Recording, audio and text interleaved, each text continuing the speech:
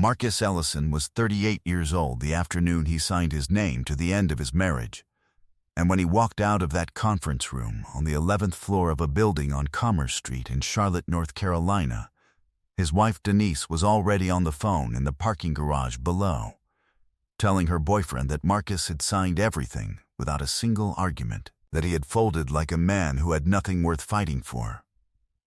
She said it in the voice of a woman who had been rehearsing the moment for months and was finally getting to say the line out loud. Her boyfriend, a developer named Colin Marsh, laughed. A long, comfortable laugh. The kind that belongs to people who believe they have already won. What neither of them knew, what they could not have known, because they had looked in all the right places and found only what Marcus had designed for them to find, was that the man who had just handed over his half of a modest house in Steel Creek and walked quietly to his truck was the sole owner of a logistics infrastructure company with federal contracts across 4 states and an operating portfolio neither of them had ever been close enough to see. What happened next would cost them both things that could not be returned. Before we jump into the story, comment where in the world you are watching from and subscribe, because tomorrow's story is one you need to hear. The morning Marcus Ellison left for a 3-week logistics audit in Greensboro, he stood at the kitchen counter at 5:45 in the gray pre-dawn and made a cup of coffee the way he always did, by hand, a pour-over his mother had taught him, because she said anything worth having was worth the time it took to do correctly. He poured it into a battered thermos with a dent on the left side from a job site in Spartanburg 3 years prior, screwed the lid on, and set it by the door. His duffel was already in the truck. He had packed the night before, methodically, the way he did everything, clothes folded in the order he would need them. He had been doing logistics work for 19 years. He knew that the difference between a smooth operation and a broken one was almost always preparation. The house on Creekside Lane in Steel Creek was the kind of house a man could disappear into. Modest from the street. Clean lines, 2-car garage, a back porch Marcus had built himself over a long weekend 4 years ago, using reclaimed cedar he had sourced from a teardown in Belmont. The boards still smelled faintly of age and pitch on hot afternoons. He had laid every plank himself, sanded them to the same smooth finish, set each joint with the care of a man who understood that the things built by hand were the things that lasted. His mother, Evelyn, had stood on that porch the August before she passed and said, "Boy, you always did build things to outlast you." He had told her he hoped not. She had laughed and said, "That's not an insult." Denise was still asleep when he left. He had not woken her. They had said their goodbyes the night before with the practiced ease of a couple in the rhythm of a life that had more logistics than tenderness in it lately. She had asked when he would be back. He had said 3 weeks, maybe less if the audit ran ahead of schedule. She had kissed him on the cheek and turned back to the show she was watching. He had stood in the doorway of the living room for a moment, watching her profile in the blue light of the television, and noticed, without particularly meaning to, that she had not asked what city. He had known Denise Ellison for 11 years.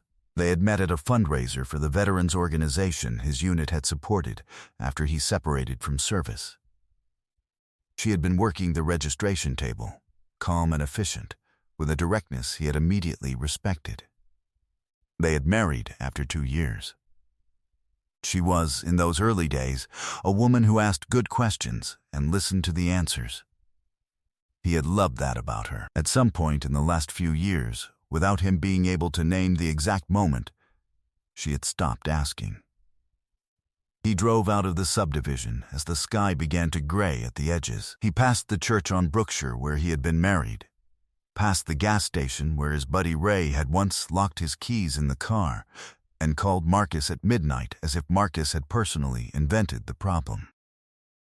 He knew the streets the way you know a person when you have driven them long enough that your hands know the turns before your mind registers them. On the seat beside him, was a small cardboard box of peach tea bags, Denise's brand. The ones from a specialty store in South End she complained they never carried at the regular grocery. He had bought them before she asked. It was an old habit. He was not certain when it had started feeling like a one-way habit. 3 weeks in Greensboro. Then he would know more. He was at the desk in the hotel room on a Tuesday evening, reviewing freight corridor data for a Coastal Port Authority client, when his phone lit up with an email notification from a cloud storage account he maintained separately from every device Denise knew about. He used it for project documentation, vendor contracts, original estimates. He had set it up 3 years ago after a business dispute with a subcontractor had turned unpleasant, and his attorney had told him that documentation was the only argument that never lost its footing. The notification was from an automated backup his paralegal had flagged. A photograph he had taken months earlier of a calendar page in his own kitchen, which it contained, written in Denise's careful handwriting, a notation that had not made complete sense at the time. He had photographed it out of the quiet habit of a man who documents first and asks questions only when the documentation is complete. Now, reading the dates again against a hotel wall in Greensboro, with 3 weeks of distance and the particular clarity that comes from quiet, the notation made complete sense. He did not call her. He closed the email, set the phone face down on the desk, and returned to the freight corridor data. He was a logistics man. You did not move before the full picture was assembled. You did not deploy resources into an incomplete map. He finished the audit 2 days ahead of schedule. He did not tell Denise he was coming home early. He let himself in through the side door, the one that opened into the laundry room, at 11:45 on a Thursday morning. He moved through the house the way he moved through any unfamiliar space, without announcing himself, taking in what was there. The kitchen was clean. The dining table had a set of wine glasses on it that he did not recognize, heavy-bottomed, the kind that came from an actual set rather than the mismatched collection they kept in the cabinet above the refrigerator. He looked at the glasses for exactly the amount of time necessary, and then moved on. He found the tablet on the kitchen island, unlocked, open to a message thread. He did not read it over her shoulder. There was no shoulder. He was alone in the house. He read the thread from the beginning, standing at the island with his keys still in his hand. His hands did not shake. He was a man who had loaded equipment onto transport vehicles in hostile conditions. He had authorized freight movement through active weather systems. He had sat in federal compliance hearings with agencies that had the authority to strip his operating licenses. The ability to read information without allowing it to move through his body before he had decided what to do with it was not something he had been born with. It was something that had been built into him through repetition and necessity, the way a callus builds, layer by layer, until the thing that used to hurt no longer reaches nerve. He read the thread twice. Then he put his keys in his jacket pocket and photographed every screen methodically from the beginning to the most recent message. He counted. 14 months.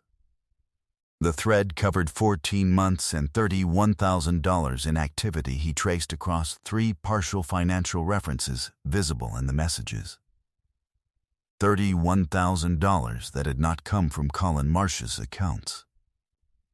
He noted the methodology with the detached interest of a man reviewing a discrepancy in a freight audit. He set the tablet back in its exact position on the island. He took his duffel upstairs, changed out of his road clothes, and drove to the office of a woman named Margaret Osai. Margaret had been a family law attorney for 26 years. She had an office on the 4th floor of a building in Uptown with a view of the city that she had earned and did not comment on. Her assistant showed Marcus in without ceremony. Margaret was already seated when he entered, a legal pad in front of her, a cup of tea cooling at the corner of the desk. She read the photographs he had transferred to a folder and forwarded to her while he was in the elevator. She read them the way a professional reads things, quickly and completely, with no change in her expression. When she finished, she set down her reading glasses, folded her hands, and looked at him across the desk. "There is a trust document," she said. "Premarital." He nodded. "Then you already know where this conversation is going." He did. She confirmed it. The trust established 4 years before his marriage, restructured once with the guidance of his unit's legal officer after a federal compliance audit had taught him that the things worth protecting required a structure that was not visible from the outside. Ellison Freight Solutions. Its contracts, its operating equity, the federal portfolio he had built contract by contract across 19 years, none of it was reachable. It predated Denise Ellison by 47 months. Margaret had not built it. But she had seen structures like it, and she reviewed his documentation with the efficiency of a woman who had spent 26 years watching people lose things they should have kept because they trusted the wrong structures at the wrong time. "I'll need everything," she said. "In order." He gave it to her. She wrote. By the time the afternoon light had shifted from white to copper across the 4th-floor window, the paperwork was not merely accurate. It was complete. He drove home as the evening settled over Charlotte. He stopped at the grocery store 2 blocks from the house and bought the items on a mental list he had been running. He put them away when he got home. Denise came in at 6:45 from what she said was a late staff meeting. He had dinner ready. She sat across from him at the table with the mismatched glasses and ate and told him about the meeting, and he listened and asked one question in the right place, and she laughed, easy and unguarded. He washed the dishes afterward. She dried. He did not feel hatred. Hatred was a cargo load that served no route. He had known men who had carried it for years and watched it crowd out everything useful until all they had left was the weight. He simply knew what he knew. And he knew what came next. Denise filed on a Wednesday. The papers arrived at Marcus's office by courier at 9:14 in the morning. He signed for them, closed the door, and read every page at his desk with the same attention he would give a federal contract. She was claiming the house in Steel Creek, the joint investment account, the savings, and a portion of what her attorney described as Marcus's business interests. The marital estate, as documented. He read the figure attached to that last line and permitted himself one quiet breath. Then he called Margaret. She picked up on the first ring. "It came," he said. "I know. Her attorney reached out this morning. We're filed." Brief pause. Measured. "How do you want to move?" "The same way we planned. Then I'll have everything ready. You won't need to bring anything to the table." He set the phone down, straightened the papers into a clean stack, and slid them into the top left drawer of his desk. Then he pulled up the Port Authority routing analysis he had been reviewing before the courier knocked, and got back to work. What Marcus would learn later from a man named Terrence who had known Colin Marsh for years and had no particular loyalty to the version of events Colin had been telling was that Denise had not acted impulsively. Colin had retained a private research firm to profile Marcus's financial position before the filing. The firm had run standard searches, property records, business filings, the joint accounts, the investment portfolio. They had documented everything they found. Their report described a man who had built a modest, stable life. A working man with a clean record and an unremarkable financial footprint. Colin had reviewed the report himself. Then he had called Denise and told her, plainly, that Marcus was exactly what he looked like. She had filed the next morning. The conference room on the 11th floor of the building on Commerce Street had gray carpet and a long table and windows that faced the parking structure across the street. Denise arrived first. She wore a plum blazer and her good earrings and sat with her hands folded in the particular composure of a woman who has been rehearsing this moment long enough that it has ceased to feel like a performance. Colin's attorney, a precise man in a gray suit, sat beside her with a leather portfolio open in front of him. Marcus arrived 7 minutes before the scheduled time. Work boots, pressed dark pants, his good jacket. Nothing about him announced itself. He nodded at Denise when he entered. She nodded back. Margaret sat beside him and slid the documents across the table one section at a time. Marcus read every page before he signed it. Every page. Denise's attorney shifted once in his chair but said nothing. There was nothing to say. Marcus was not stalling. He was reading. The way a man who has built 19 years of a business on precision reads anything placed in front of him. He did not argue over the house. He did not contest the joint accounts. He accepted every term as written, signed where Margaret indicated, and moved to the next page. When the last signature was down, he capped his pen, straightened the lapels of his jacket, and looked across the table. "I wish you well, Denise," he said. One beat, quiet and complete. Then he picked up his copy of the documents, shook Margaret's hand, and walked out of the room. Denise called Colin from the parking garage. She put the call on speaker. He picked up on the first ring. "Done," she said. The word came out bright and a little breathless. He signed everything, Colin. He didn't argue a single line. Not the house, not the accounts, nothing. He just signed, took his copy, and left. Colin's voice filled the concrete space between the parked cars. "That is," he said, and paused, and she could hear him smiling through it. "That is the most predictable thing I have ever heard." He was quiet for a moment. Then he laughed. Long, warm, satisfied. The laugh of a man who believes the story is already finished. Denise laughed with him. The release of weeks of composure given permission to unwind.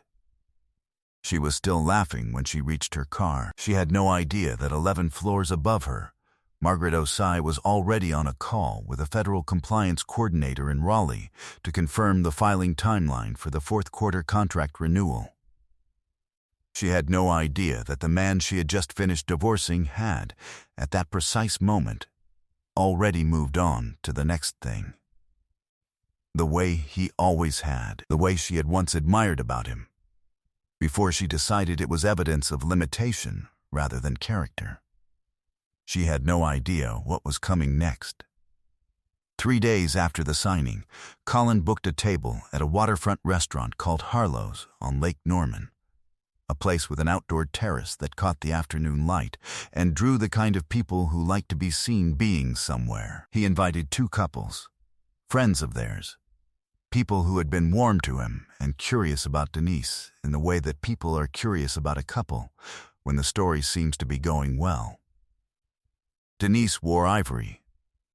She looked like a woman who had not yet finished counting her winnings. They were on the terrace when the black Suburban pulled into the lot below. Not unusual. The lot saw vehicles like that, but the Suburban was followed by a second car, and when both stopped near the waterfront entrance, 4 men in business attire got out and walked with the efficiency of people moving between appointments. The man at the front of the group was Marcus. He wore dark slacks and a white open-collar shirt.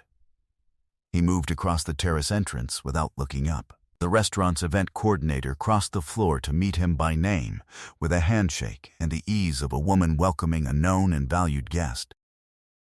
She walked him to a private corner table near the water, where 2 men in business attire were already on their feet, hands extended. Denise's glass stopped on its way to her mouth. Colin said something beside her. His voice landed near her ear. but she did not hear the words. She was watching the table in the corner, where Marcus was being seated by a woman who had addressed him by his first name, and the two men who had risen when he walked in. She watched the way one of them opened a folder on the table. She watched Marcus look at the folder with the attentive calm of a man reviewing work he has already thought about deeply. She set her glass down. Colin had noticed. She felt him notice.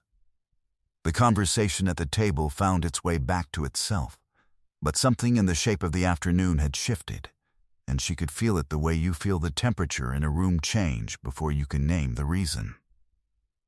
The men at the corner table with Marcus were named Aldridge and Carver. They were federal infrastructure coordinators from the Department of Transportation's regional office, and they were in Charlotte for a 2-day review of the coastal freight corridor proposals currently in submission. Marcus had spent 11 months preparing the Ellison Freight Solutions bid for the third phase expansion. Aldridge had questions about intermodal staging at 3 port transitions. Carver wanted to discuss subcontractor compliance documentation. Marcus answered each question once, clearly, and moved them forward. He was aware of the terrace above. He did not look at it. He was aware of the precise moment Denise came down from the terrace. He saw her before she was halfway across the floor, ivory dress bright in the late afternoon light, the particular posture she wore when approaching a situation she had not fully mapped. Colin was a few steps behind her, hands in his pockets, the practiced ease of a man who had always been comfortable in rooms and was currently less comfortable than he looked. Marcus set down his pen. He rose from his chair before she reached the table, unhurried. Denise, his voice was even. Not cold, not warm. The temperature of a man who has filed a particular interaction in a category that requires no emotional expenditure. Marcus, she stopped at the edge of the table. Her eyes moved briefly across the open folders, the federal documentation binder, the two men who had turned to look at her. Something moved across her face quickly, controlled, and was gone. He gestured between them. Aldridge, Carver, this is Denise, my former wife. He said it the way a man says any accurate fact. No weight on it. No edge. Just the word that fit. Denise, these are colleagues. We're in the middle of something. Aldridge nodded politely. Carver offered a brief, professional smile. Denise shook both their hands with the smooth competence of a woman who ran a hospital procurement office and knew how to work any room, even one that had stopped being hers. Then, Marcus extended his own hand to her. She took it. A handshake. Firm, brief, complete, good to see you, he said. It meant nothing, and he knew it, and she knew it.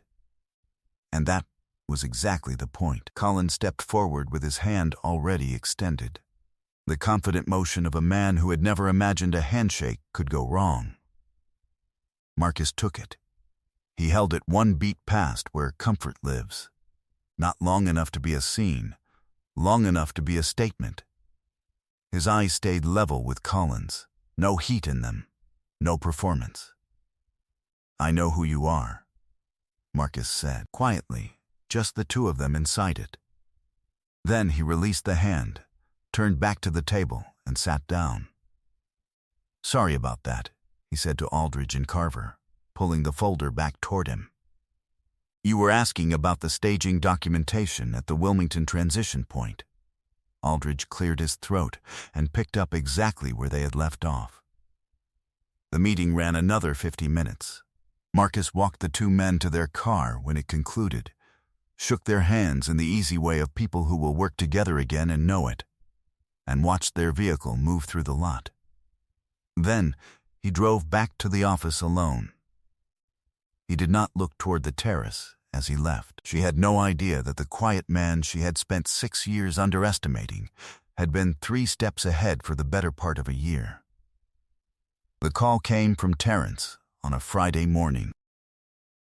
Terrence had known Colin Marsh through a commercial real estate network for 4 years and had watched, with the particular patience of a man who does not rush his conclusions, as Colin's financial position had shifted from ambitious to precarious over the past 18 months. He had reached out to Marcus through a mutual business contact. Matter-of-factly, the way honest men share information with other honest men when the information seems relevant. What Terrence described took 11 minutes. Marcus listened without interrupting. When Terrence finished, Marcus thanked him and ended the call. Then, he called Margaret. He told her what he had heard. She listened. When he was done, she said, "I already have most of this. My researcher flagged it last week." Then, she told him the rest.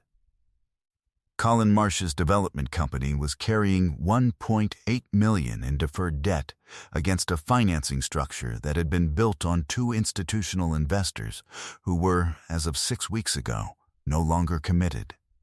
The reason for their withdrawal was not complicated. They had attended an industry dinner in Raleigh in March, at which Colin had described Marcus Ellison by name to a table of regional investors as a freight operator who had peaked early and didn't scale. Gerald Otterman had been at that dinner. So had a man named Dennis Pruitt. Both of them sat on the investment committee of a regional infrastructure fund that had, for the past several months, been quietly reviewing the Ellison Freight Solutions federal portfolio as a potential partnership. They had heard Colin's assessment. They had filed it. They had continued their review. When the numbers arrived, and the numbers were what they were, they had made their decision accordingly. Margaret's voice on the phone was even and unhurried. She said, "The thing about accurate information is that it tends to find the rooms where it matters." Marcus was quiet for a moment. Then he said, "Let's put the press announcement together." She said she would have the draft to him by Tuesday. He set the phone down, picked up the Port Authority routing analysis that had been waiting on his desk, and returned to work. The announcement went out on a Thursday morning. Ellison Freight Solutions, Federal Port Authority Infrastructure Services, Coastal Freight Corridor Development, 4-state operating reach, had been awarded the second phase expansion contract for the Southeast Coastal Access Initiative. Federal funding, $41 million. Execution timeline, beginning the following quarter. A profile piece in the Regional Business Journal ran the same morning. Marcus's photograph at the top. The firm's history below it. 19 years of contract work documented in plain language that required nothing except the willingness to read it. Gerald Otterman read it before his 9 o'clock. Dennis Pruitt had it on his phone before he finished his coffee. The investment committee met that afternoon. The discussion was brief, because the picture was complete, and complete pictures do not require long discussions. Colin Marsh arrived at his standing investor breakfast on Friday morning to find that both chairs across the table were occupied by men who had read the same announcement he had read 2 hours earlier in his car. The breakfast lasted 22 minutes. Gerald Otterman placed his phone face up on the table near the beginning. He did not say anything about it. He did not need to. At the end of the 22 minutes, both men stood and shook Colin's hand in the brief, correct manner of people whose decision had been made before they sat down. Then, they walked out together. Colin sat alone at the table with a cup of coffee he had not finished, and the complete understanding that the room had already moved on without him. His primary lender initiated a portfolio review the following week. The $1.8 million in deferred debt, now unsupported by the institutional capital that had been its structural backing, triggered a covenant clause his own attorney had flagged the previous spring. He had dismissed it then. He could not dismiss it now. The 2 business partners who had been calculating the cost of civil action against the likelihood of recovery recalculated. Their calculation changed. Colin was no longer a difficult target. He was a retreating one. He did not collapse. He listed the way over leveraged structures list, when the load-bearing assumptions are removed one by one. Not dramatically. Quietly, a partnership not renewed. A project paused. A capable employee who found another position and was not replaced. Denise's world contracted with less noise but equal precision. The people in her professional network who had attended the same events where she and Colin had appeared together, performing the life she had decided she deserved, now held the complete picture. They arranged themselves around it accordingly. No confrontation, no explanation. Just the quiet social recalibration that happens when the story a person has been telling stops matching what everyone else can see. The call from Colin came in early. A Thursday. Marcus was at his kitchen table in the new apartment on South End, a place with high ceilings and wide windows, and a view of the skyline he had not told anyone about during the divorce proceedings because it predated the marriage by 2 years and had always been titled through the trust. He answered on the second ring. Colin's voice was composed in the way of a man who is committed to composure as the only card available. He said he had been thinking. He said he believed there was an opportunity for them to put the personal situation aside and discuss the Gulf Corridor project from a business standpoint. He said he had regional contacts that would be worth something to an operation scaling the way Ellison Freight was scaling. He said he believed Marcus was a man who prioritized results over personal grievance. Marcus let the pitch complete itself. Then he said, "I know about the deferred debt, Colin. I know about the covenant clause. I know about the civil complaints." He held the phone steady. "And I know exactly what kind of man tells a woman her husband is small while he's running on, borrowed everything." Silence on the line. "You took something from me," Marcus said. His voice stayed level, the same voice he used for every accurate thing. "But what you took was temporary, and what you helped her walk toward is going to cost her in ways neither of you planned for. That consequence is already in motion. I don't have anything else to say to you." He ended the call, set the phone face down on the table, and returned to the Port Authority map spread across the kitchen surface, held flat at the corners by a coffee mug and a smooth river stone he had picked up from a job site in Fayetteville and carried in his jacket pocket for 3 years without being able to articulate why. He was asleep before 10. He did not wake until morning. 14 months later, the Carolina coast had the particular quality of light that arrives in October when the summer has finally exhausted itself and the sky opens up into something cleaner. Marcus sat on the deck of a house on a tidal creek outside Beaufort on a Saturday morning with his coffee and the survey maps for the third phase corridor project spread on the weathered table beside him. He had built the deck himself over the course of 3 weekends in the spring. The same reclaimed cedar he favored, the same careful jointing. It looked like it had always been there. The second phase federal contract was in full execution. Victor, his operations director, who had been with the company for 12 years and communicated exclusively in 3-sentence updates when things were going well, had sent a status report Wednesday. On pace. Federal client satisfied. Team solid. He had not called. That was the right sign.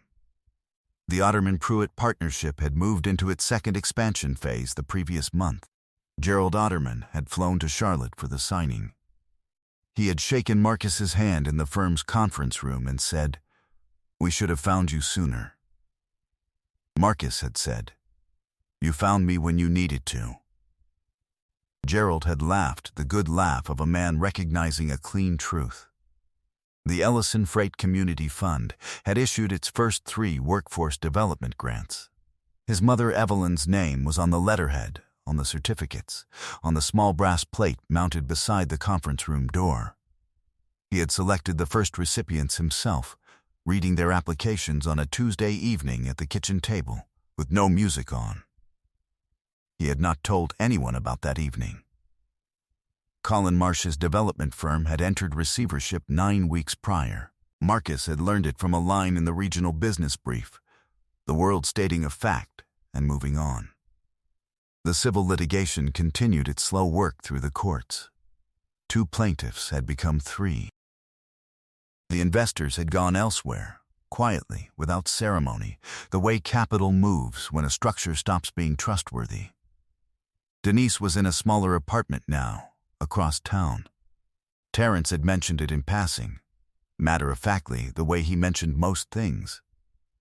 Marcus held no active feeling about it in either direction. The load you carry by choice is the only one that can bring a foundation down, and he had learned that lesson the first time a contractor had stiffed him on a $200,000 job early in the company's history, and he had spent 6 months carrying the bitterness, before understanding that the bitterness had cost him more than the money. He had met Renata at a federal infrastructure conference in Raleigh 3 months prior. She was a civil engineer, precise and unhurried in conversation, with a habit of asking exactly one more question than other people thought to ask, which had struck him immediately as the mark of someone who actually wanted the right answer, rather than an easy one. They had talked for an hour about seawall load tolerance and coastal access design, and she had said, before she walked away, that she had not expected tonight's conference dinner to be this useful. He had told her he was glad. She had given him her card. He had used it before the week was out. They had been to dinner 4 times. She asked good questions and listened to the answers, and she had a laugh that was not polished, that came from actual surprise, and that was the thing he had always been most attracted to, the unpracticed version of a person. Marcus folded the survey maps into a clean rectangle and finished the last of his coffee. The marsh grass across the tidal creek moved in the October wind with the slow, unhurried patience of something that had been moving that way for longer than anyone had been watching. A great blue heron stood at the water's edge without moving, with the absolute stillness of a creature that understood that the things worth having came to those who could hold their position. Marcus watched it for a moment. Then he tucked the maps under his arm, picked up the empty coffee mug, and walked back toward the house, already thinking about the next survey, the next phase, the next structure he would build that would outlast everything that had ever tried to convince him he was something less than what he was. Tools were meant to work. The ones built right outlasted the opinion of everyone who had ever doubted them. I hope you enjoyed that one. Be sure to like the video and subscribe so you don't miss the next story. I've picked out 2 more for you that I think you'll really like.